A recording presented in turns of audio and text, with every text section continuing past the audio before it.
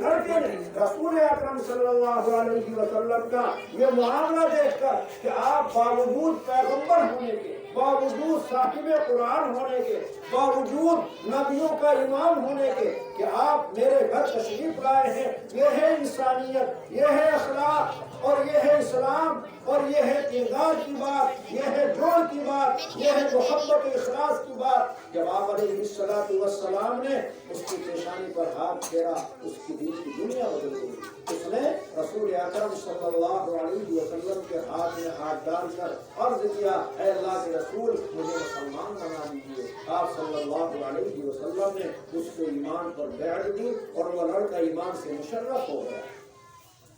اس واقعے سے پتہ چلا کہ رسول اکرم صلی اللہ علیہ وسلم کی زندگی ساری دنیا کے انسانوں کے لیے بہترین نمونہ ہے۔ اسی طرح ایک عورت رسول اکرم صلی اللہ علیہ وسلم کی خدمت اقدس میں حاضر ہوئی اور عرض کیا، یا رسول اللہ صلی اللہ علیہ وسلم میرا شوہر شراب پیتا ہے، میرے بچے نافرمان، میرا خاندان حرام میں مبتلا ہے، اب میں کیا کروں کہ میرے بچے نافرمان، شوہر شرابی ہے اور کچھ کماتا بھی نہیں، گھر میں فقر فاقہ ہے۔ نوبت یہاں تک پہنچ گئی کہ کئی دن کے فاقے گزر جاتے ہیں، کچھ کھانے کو نہیں ملتا۔ آپ صلی اللہ علیہ وسلم نے ایک نصیحت فرمائی، اگر میری ماں اور بہنیں اس نصیحت کو اپنے پلے کی گرہ میں باندھ لیں تو کام آئے گی۔ آپ نے فرمایا اپنے اخلاق بناؤ، اخلاق دین کے مطابق بناؤ، اخلاق ایسے بناؤ کہ غیر بھی تمہارے بن جائیں، زبان میں مٹھاس پیدا کرو، اپنے دل کو ٹھنڈا کرو اور سب کو دعائیں دیا کرو، اولاد کو بد دعا نہ دیا کرو۔ اس عورت نے اپنی اولاد کو دعا دینی شروع کر دی، سمجھانا شروع کر دیا، پیار سے میٹھی بولی بول کر سمجھانا شروع کیا۔ پھر وہ عورت رسول اکرم صلی اللہ علیہ وسلم کی خدمت میں حاضر ہوئی، عرض کیا، یا رسول اللہ صلی اللہ علیہ وسلم اب تو میرا گھر بن گیا، میرے بیٹے میری اولاد سب ٹھیک ہو گئے، ان کے اخلاق و اعمال سب ٹھیک ہو گئے، ان کا کردار اچھا ہو گیا، ان کا معاشرہ اچھا ہو گیا، شوہر بھی شراب سے باز آ گیا۔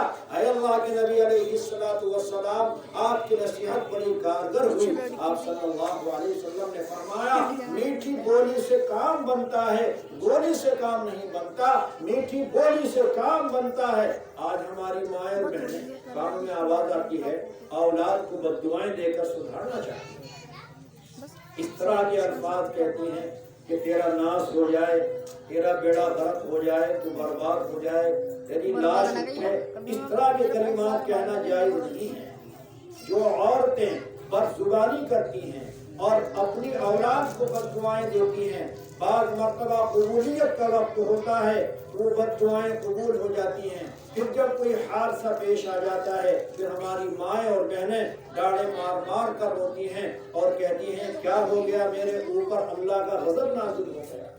اس لیے اسلام نے بچوں کی تربیت کا طریقہ یہ بتایا ہے کہ آپ اپنے بچوں کو بزرگوں کی، اللہ والوں کی باتیں سناؤ، صحابہ کے واقعات سناؤ، ان کی حیات، ان کے حالات سناؤ، اللہ والوں سے تعلق پیدا کرو، پھر اپنی اولاد کو باتیں بتلاؤ، علمی مجلسوں میں حاضر ہوا کریں اور علمی مجلسوں میں آپ شرکت کیا کریں۔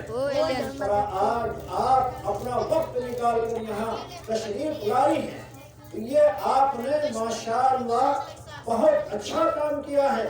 اس لیے اولاد کا سدھارنا اس دور میں سب سے بڑا کام ہے۔ میں تو یہ کہا کرتا ہوں کہ اگر کسی نے اپنے گھر کو سنبھال لیا، بچوں کو پڑھا دیا، ان کی تربیت کر دی تو سمجھو یہ علمی اثاثہ ہے۔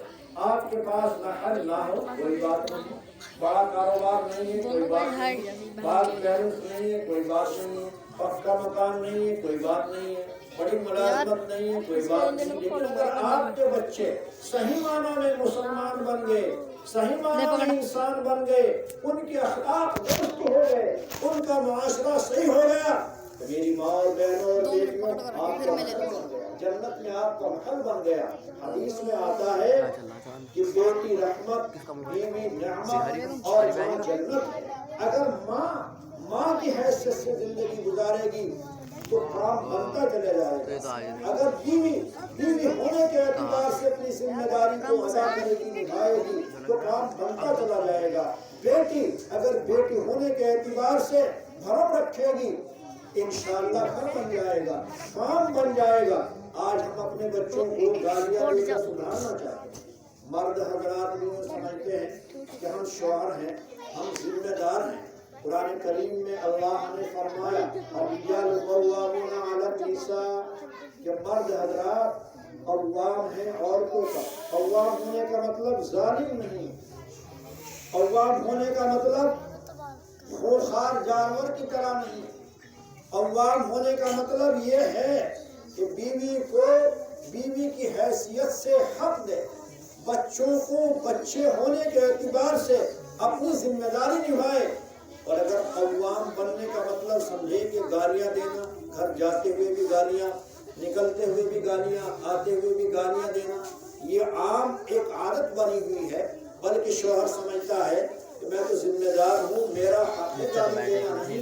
نبی پاک صلی اللہ علیہ وسلم نے یا کسی صحابی نے، کسی تابعی نے، کسی تبع تابعین، کسی ولی نے، کسی بزرگ نے کبھی اپنی زبان سے گالی نہیں نکالی۔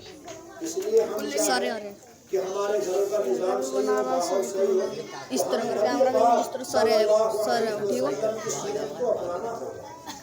یہ باتیں تھی گھر سے تعلق رکھنے والی۔ چند باتیں ہیں جن کا تعلق عقیدے سے ہے۔ اگر عقیدہ صحیح ہے، بلکہ بات یہ ہے کہ ایمان کا مارا ہوا جنت میں نہیں جائے گا، اعمال کا مارا ہوا ابتدا کی سزا گزرنے کے بعد جنت میں چلا جائے گا۔ مثال کے طور پر سجدہ اللہ کو ہے۔ اگر کوئی مرد یا عورت سجدہ غیر اللہ کو کرے، کسی مزار کو سجدہ کرے، کسی قبر کو سجدہ کرے، تو یہ شرک ہے۔ شرک کا مطلب یہ ہے کہ اللہ کی ذات و صفات میں کسی کو اللہ جیسا سمجھنا۔ جیسے مثلا بیٹا اللہ دیتا ہے، آپ چلی گئی گلیئر کہ سارے صاحب بیٹا دیتے ہیں، یہ شرک ہے۔ آپ چلی گئی اجمیر کہ یہ بیٹا ہم کو وہاں اجمیر سے ملے گا، یہ شرک ہے۔ آپ چلی گئی کسی بابا کے پاس، دنیا والے بابا کے پاس، اس نے آپ کو تعلیم دے دیا، پانی دے دیا، وہ تو ایک الگ بات ہے۔ کہ یہ کہا کہ میں نے اللہ کا کلام پڑھ کر پانی دے دیا، یہاں تک درست ہے۔ لیکن اگر آپ نے قبر پر جا کر سجدہ کیا، پیر صاحب کو سجدہ کیا، مزار والوں کو سجدہ کیا، قبر والوں کو سجدہ کیا، اور ننگھان باباؤں کو سجدہ کیا، ان کے پیر آپ نے چھوئے، یہ سارے کا سارا شرک ہو گیا۔ اس لیے بیٹا کو اللہ سے مانگو، بیٹی اللہ سے مانگو، رشتے اللہ سے مانگو۔ عورتوں کا مزارات پر جانا قطعاً جائز نہیں، قبرستان جانا جائز نہیں۔ جب شوہر کے جنازے کے پیچھے جانا جائز نہیں تو صادق صاحب کے پاس مزار پر جانا جائز کیسے ہوگا؟ عورتوں کا خواجہ جی کے یہاں جانا جائز کیسے ہوگا؟ عورتوں کا باباؤں کے پاس، ننگھڑن باباؤں کے پاس جانا کیسے ہوگا؟ بلکہ میں آپ کو ایک مشورہ دیتا ہوں کہ آپ کٹیا والے باباؤں کے پاس نہ جائیں۔ اللہ کا فضل ہے، علماء کرام، مفتیان کرام، اہل اللہ، خانقاہ والے حضرات موجود ہیں۔ آپ ان سے اپنے شوہروں کو بھی بیعت کرائیں، اپنے آپ بھی بیعت ہو جائیں۔ جب تجھے بنانے آ رہی نہیں کا ساتھ وہ بھیا آپ کی پوری زندگی شریعت اور سیرت رسول کے مطابق بن جائے گی۔ تو آپ اللہ والوں کے پاس جایا کریں جو عقیدہ اور ایمان اور صحیح عمل کی باتیں بتلاتے ہیں۔ اگر آپ مزار والوں کے پاس جاؤ گی تو آپ کا ایمان ختم ہو جائے گا، سلب ہو جائے گا۔ اللہ والوں کے پاس جانے سے آپ کی ایمان میں مضبوطی پیدا ہوگی، اندھیرا آ جائے اس کی طرف لگ رہی ہے، آگ مار رہا تھا مطلب جو بچے موجود ہیں انشاءاللہ ان کا دینی مزاج بنے گا۔ آج سب سے الٹا کام یہ ہو رہا ہے کہ جب بچہ پیدا ہوتا ہے تو سب سے پہلے اس کو انگریزی لباس پہنایا جاتا ہے۔ اگر خدا نہ کرے وہ بچہ ہسپتال میں پیدا ہوتا ہے تو اس کی نانی یا دادی یا کوئی رشتہ دار وہی اس کے لیے پینٹ نما پیجامہ بھیجتے ہیں اور وہی شرٹ بھیجتے ہیں۔ اب پیدا ہونے کے فوراً بعد اذان کلمے سے کوئی تعلق نہیں ہے، ابھی نہلایا دھلایا بھی نہیں، سب سے پہلے اس کے جسم پر انگریزوں کا لباس ڈال دیا جاتا ہے، لہذا وہ چیز اس کے مزاج میں کھپ جاتی ہے۔ اس لیے اپنے بچوں کا مزاج بناؤ کہ اذان تکبیر ہو، کسی بزرگ کو بلا کر چھوڑا کھجور چلوا کر اس کے تالوں پر ملوایا جائے، ہاتھوں پر ملوایا جائے، یہ سنت طریقہ ہے۔ نبی پاک صلی اللہ علیہ وسلم جب کسی بچے کے کان میں اذان پڑھتے تھے تو چھوڑا چبا کر ہونٹوں پر پھیر دیا کرتے تھے۔ مدرسے کا نام بھی تو دکھنا چاہیے۔ اس بات کی توقع ہوتی ہے کہ یہ بچہ ہمارا اللہ والا بنے گا، دیندار بنے گا۔